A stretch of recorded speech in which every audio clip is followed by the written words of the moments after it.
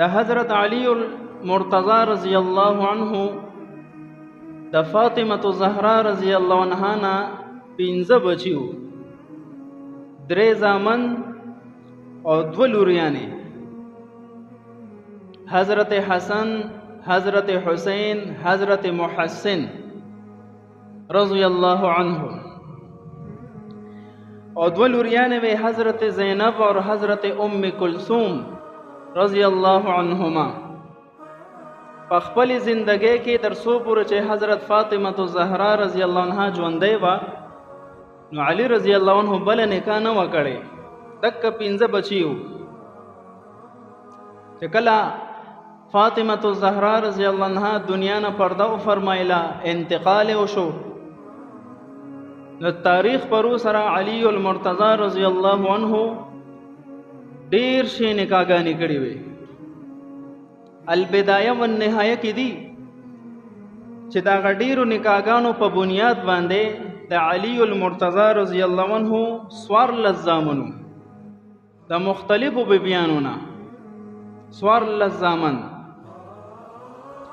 حضرت حسن، حضرت حسین، حضرت محسن، محمد الاکبر، عبداللہ، ابو بکر، عباس الاکبر، عثمان، جعفر، محمد الاصغر، یحییٰ، عون، محمد الاوسط، عمر الاکبر.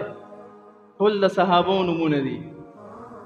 د نمونو نه پته لګي چې د علی المرتضی رضی الله عنه او د اهل بیت او د صحابو سره څومره گہرا تعلق او محبت دی. 14 زامن او 18 لوریانې وې د مختلفو بیبیانو نه. ام کلثوم کبرا، ام کلثوم صغرا، زینب کبرا، زینب صغرا، رملة الكبرى، رملة الصغرى، رقیہ، ام الحسن، ام ہانی، میمونہ، فاطمہ، امامہ، خدیجہ، ام الکرم، ام سلمہ، ام جعفر، جمانہ، تقیہ. 18 لوریانې وې د حضرت علی المرتضی رضی الله عنه د مختلفو بیبیانو نه. او دا ټول بچي په میدان کربلا کې په وینو کې لتپت شو. چې زمونږ یو بچی ته معمولی تکلیف ورسي، زړه هم دردېږي، خوبونه هم حرام شي، رزق خوند نه راکوي. ډېره یو لویه قرباني شوې ده، ډېر یو لوی ظلم شوی دی. قسم په الله کو د دې د بیانولو طاقت وي چې کم د دې کما حقه حق دی چې با شان بیان کړي چې انسان طاقت نه لري.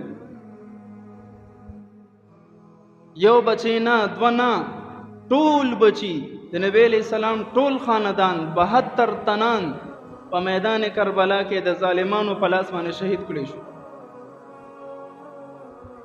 حدیث